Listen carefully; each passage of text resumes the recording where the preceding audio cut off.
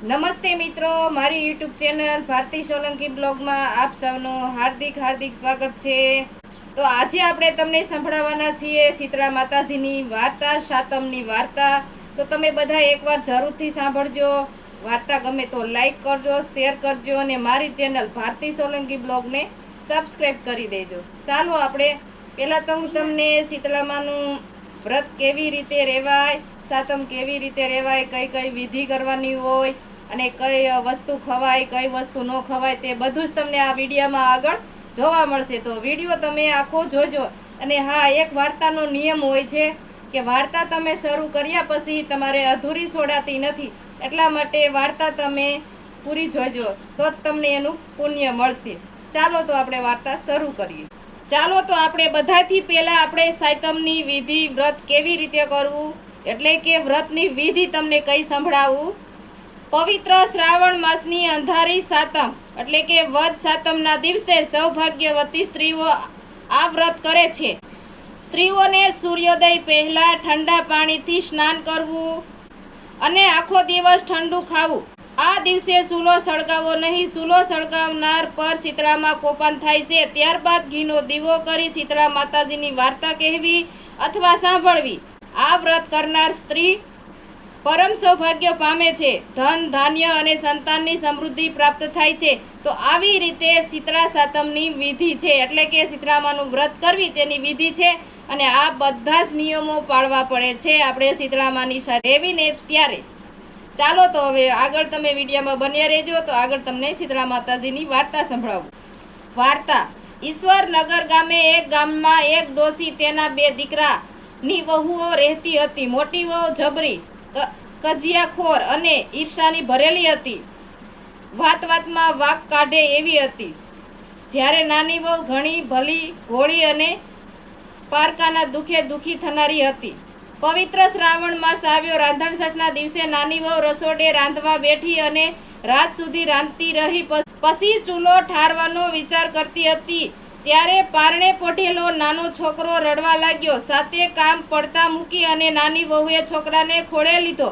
જરા આડા પડખે થઈ, દિવસ આખો થાકી ગઈ હતી, એના કારણે જરાક આંખ મળી ગઈ અને ચૂલો ઠાર્યા વગરનો રહી ગયો।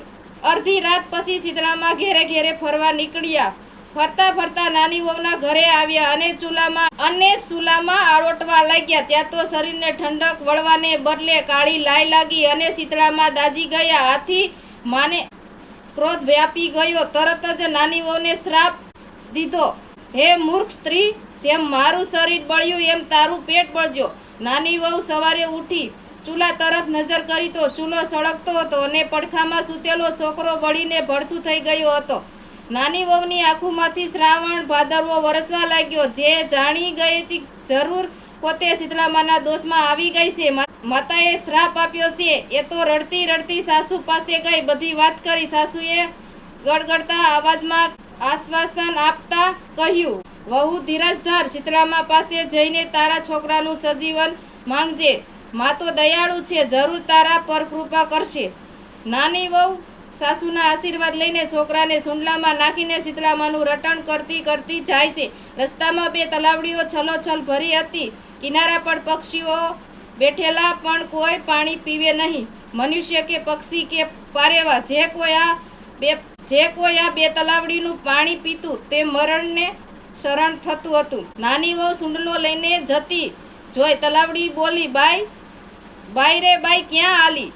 નાની વહુએ શીતળામાના કોપની વાત કરી અને માની કૃપા મેળવવા જાવશું એમ કહ્યું। ત્યારે તલાવડીઓ બોલી, બહેન, અમારું પણ એક કામ કરજે, અમારા એવા તે શા પાપ છે કે કોઈ અમારું પાણી પીએ તો મૃત્યુ પામે છે?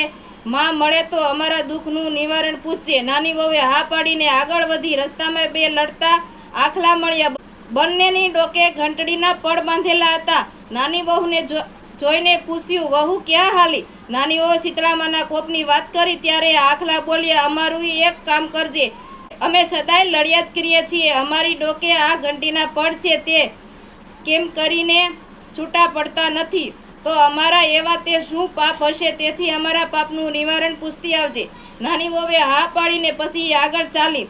થોડેક આગળ ચાલી ત્યાં બોરડીના ઝાડ નીચે એક ડોશી દિવેટું જેવા વાળ બે હાથે ખજવાળતી બેઠેલી વહુને જોઈને ડોસી બોલી, બાઈ રે બાઈ, આમ હફળાતી ફફડાતી ક્યાં હાલી? વહુએ શીતળા માના કોપની વાત કરી ત્યારે ડોસી બોલી, અલી જરાક મારું માથું તો જોતી જા, અલી જરીક મારું માથું તો જોતી જા. નાની વહુને ઉતાવળ હતી, પણ એ ઘણી દયાળુ હતી. તેને હુંડલો નીચે મેલીને જે એનો છોકરો હતો તે ડોસીમાના ખોળામાં આપ્યો. એ તો મંડી માથું જોવા. જેમ જેમ વહુના હાથ ડોસીમાના માથામાંથી જુઓ કાઢવા લાગ્યા તેમ તેમ પેલા ડોસીમાના હાથ છોકરાના શરીર ઉપર ફરવા માંડ્યા. થોડી જ વારમાં તો વહુએ ડોસીમાના માથામાંથી બધા જુઓ વીણીને માથું ચોખ્ખું કરી નાખ્યું. માથામાંથી ખજવાળ ગઈ અને ડોસીમાં બોલ્યા, હાસ બહેન દીકરી, તે મારા માથામાંથી ખજવાળ મટાડી. જેમ મારી પીડા ઠારી છે તો તેમ તારું પેટ ઠરજો. આવી રીતે શીતળામાં બોલ્યા. જ્યાં ડોસીમાં આટલું બોલ્યા કે ખોળામાં છોકરું ઉવા ઉવા કરી રડવા લાગ્યું. છોકરાને રોતું જોઈને વહુ તો હરખેલી થઈ ગઈ અને એના મનમાં આનંદ સમાતો નથી. થોડી જ વારમાં જ તેને વિચાર આવ્યો કે માનો કે ન માનો, આ ડોસીમાના પગે આળોટી પડી. બસ બસ માં, હું તમને જોઈ ગઈ છું, મને માફ કરો માતાજી, મારી ભૂલ હું કબૂલું છું. તમે મારી ઉપર દયા કરી મને માફ કરી. તમે મારો દીકરો સજીવન કર્યો, નહીતર મારું શું થાત? આમ કહીને વહુ તો રડવા લાગી.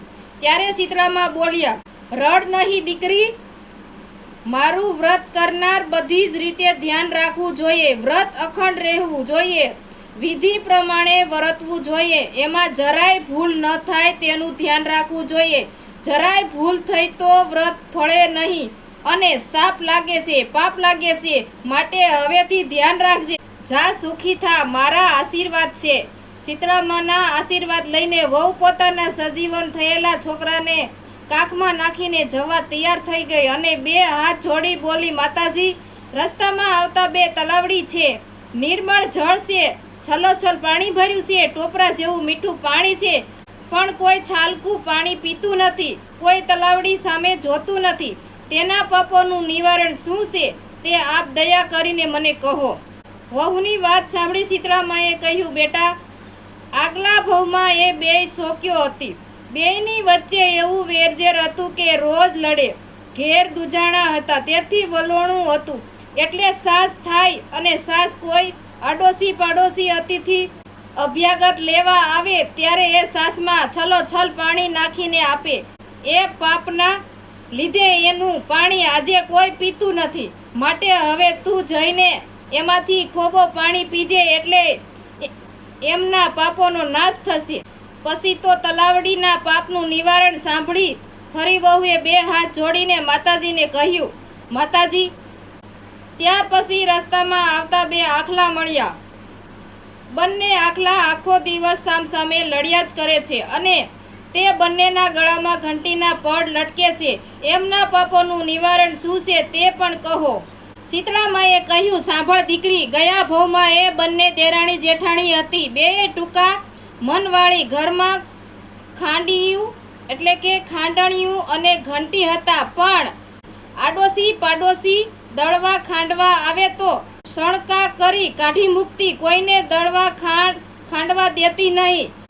આ પાપ આજે તેને નડે છે, તો તું એમની પાસે જાજે અને તેમના ગળામાં બાંધેલા ઘંટીના પડ છે તેને છોડી બેયના છુટકારો કરજે, એટલે પછી કોઈ દિવસ તે લડશે નહીં. આમ આટલું કહી શીતળામાં આશીર્વાદ આપીને અલોપ થઈ ગયા. વહુ તો પોતાના સજીવન થયેલા દીકરાને લઈ ઘરે આવવા ચાલી નીકળી. રસ્તામાં પેલા બે આખલા મળ્યા. બાઈ રે બાઈ, છોપેલા કામ કર્યા, અમારા પાપના નિવારણ જાણ્યા? વહુ કહે, હા, ગયા જન્મમાં તમે બે દેરાણી જેઠાણી હતા. ઘરમાં ખાંડણિયું ઘંટી હોવા છતાં કોઈને દળવા ખાંડવા દેતા ન હતા અને છણકા કરી કાઢી મૂકતા હતા. એટલા માટે પાપ આજે તમને નડે છે અને તેથી તમે બંને આખો દિવસ લડ્યા જ કરો છો. આમ કહી વહુએ બેયના ગળેથી બાંધેલી ઘંટીના પડ છોડી નાખ્યા અને બંને લડતા બંધ થઈ ગયા. વહુ તો આગળ વધી. આગળ જતા રસ્તામાં પેલી તલાવડી આવી.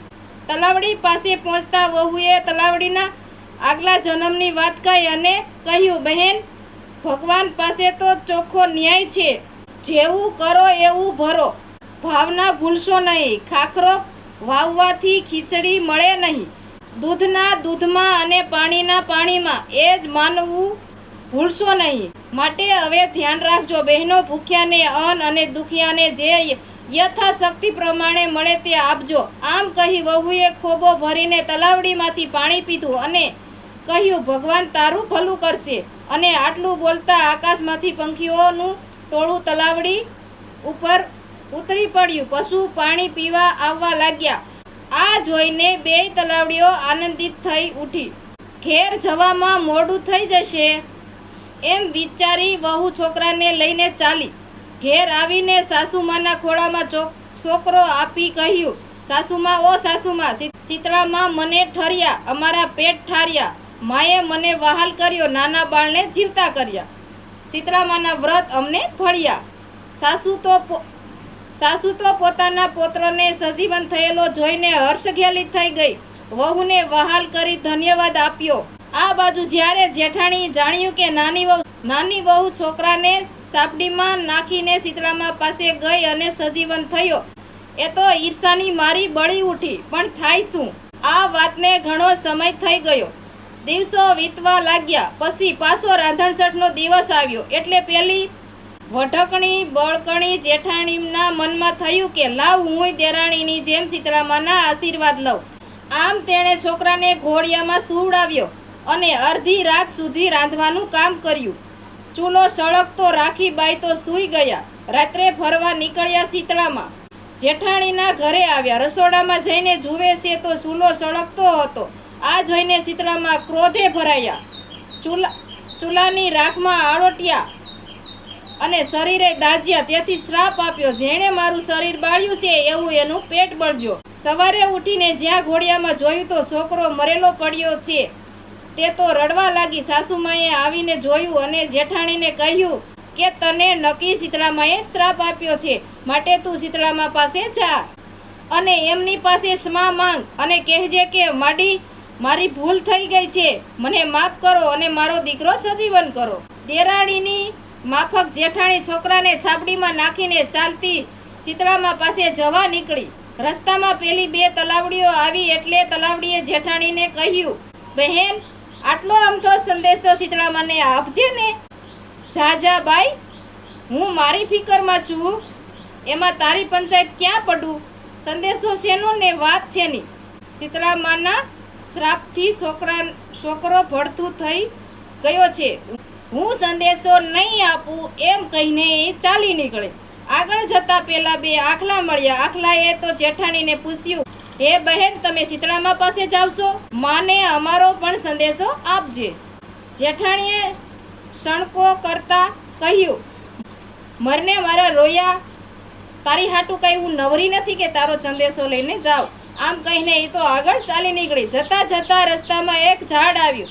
ઝાડ નીચે ડોસીમાં બેઠા છે. તેમણે જેઠાણીને કહ્યું, બહેન, આમ ક્યાં ચાલી? શીતળામા પાસે જાઉં છું દીકરો સજીવન કરવા. જેઠાણી, ભલે માડી, ભલે જા, પણ જતા જરા મારા માથામાંથી થોડી જૂં કાઢતી જાને, ભગવાન તારું ભલું કરશે.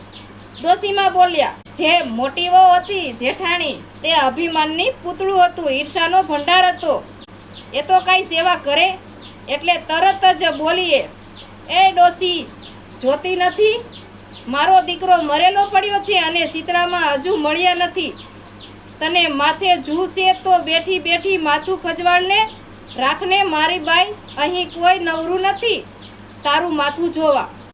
આમ કહી જેઠાણીમાં મચકોરતા આગળ ચાલી નીકળી. ત્યારે પેલા ડોસીમાએ કહ્યું, ઓ બાઈ, માથું તો જો, નહીં તો કોઈ નહીં, પણ જરા હાથ તો ફેરવ. માથું નો જોતો કાંઈ નહીં, પણ જરાક હાથ તો ફેરવી જો. પણ કોણ સાંભળે? આમ આખો દિવસ અને આખી રાત જેઠાણી શીતળામાની શોધ કરી, પણ એમ થોડા શીતળામા મળે.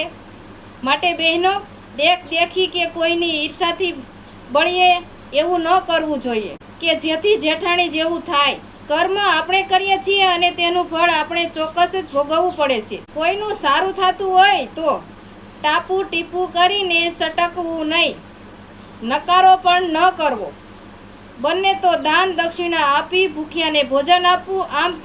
આમ કરવાથી માતાજી આપણા ઉપર ખુશ રહે છે. જેઠાણી શીતળામાને ઓળખી ના શકી અને રખડીને રોતી કકળતી ઘરે પાછી આવી.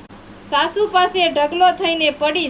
સાસુએ તેને શિખામણ આપી કે વહુ અજાણતા થઈ ગયેલી ભૂલ માફ થાય છે, પણ જાણી જોઈને કરેલી ભૂલ કદી માફ થતી નથી.